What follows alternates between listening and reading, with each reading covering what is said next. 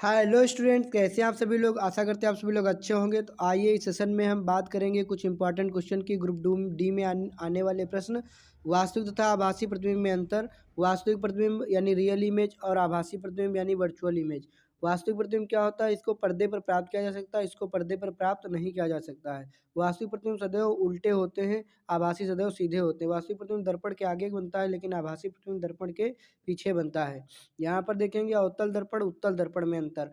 अवतल दर्पण, इसमें परावर्तन करने वाला चमकीला तल अंदर धंसा होता है, ये इस तरीके का। उत्तल दर्पण इस तरीके से होता है, परावर्तन तल उभरा होता है। अवतल दर्पण में वास्तविक और आभासी दोनों तरीके के प्रतिबिंब बनते हैं, उत्तल दर्पण में केवल आभासी प्रतिबिंब बनता है। अवतल दर्पण में उल्टा सीधा दोनों बनते हैं लेकिन इसमें केवल उत्तल दर्पण में सीधा प्रतिबिंब सदैव बनता है। अवतल दर्पण में छोटा वस्तु के आकार का और बड़ा तीनों प्रकार के प्रतिबिंब बनते हैं लेकिन उत्तल दर्पण में सदैव ही छोटा प्रतिबिंब बनता है। साथियों, अगला देखते हैं।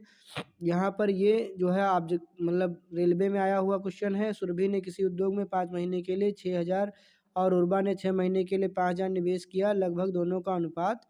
इसमें आप लोग कमेंट करेंगे।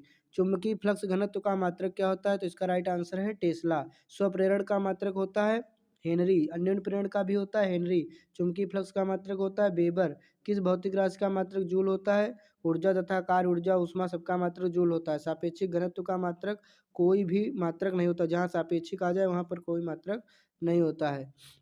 रेडियोधर्मी पदार्थ द्वारा उत्सर्जित होने वाले विकिरण की मात्रा को किस परंपरा इकाई में मापा जाता है, क्यूरी। रेडियोधर्मिता किससे नापी जाती है, क्यूरी। उद्योग में शक्ति की इकाई होती है अश्व शक्ति, हार्स पावर जिसको कहा जाता है। एक अश्व शक्ति में 746 वाट होते हैं। कार्य करने की समय दर को शक्ति कहते हैं। ध्वनि को मापने के लिए किस इकाई का उपयोग किया जाता है, डेसीबल। ध्वनि प्रदूषण के पदों के अनुसार मापा जाता है डेसीबल में।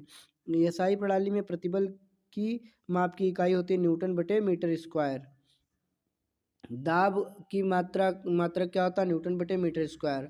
अन्य मात्रक पास्कल और बार भी होते हैं। दाब किसे कहते हैं, किसी सतह के एकांक क्षेत्रफल पर लगने वाले बल को हम लोग प्रेशर यानी कि दाब कहते हैं। दाब बराबर बल बटे क्षेत्रफल, यह एक अदिश राशि है। पृथ्वी से लेकर सूर्य तक की अनुमानित दूरी की लंबाई कितने यूनिट है, एक एस्ट्रोनॉमिकल यूनिट। एक एस्ट्रोनॉमिकल यूनिट यानी खगोलीय इकाई में होते हैं 1.496 इंटू 10 टू दी पावर कितने 11 मीटर, ठीक, या फिर 1.5 करके, या फिर 15 करोड़ किलोमीटर। इस बल का एम के एस पद्धति में मात्रक होता है किलोग्राम मीटर पर सेकंड स्क्वायर। बल का सी जी एस पद्धति में मात्रक होता है डाइन। सी जी एस पद्धति में कार्य करने का मात्रक होता है अर्ग। यहाँ पर देखते हैं जो है नेक्स्ट टॉपिक में अगले वीडियो में। तब तक के लिए धन्यवाद।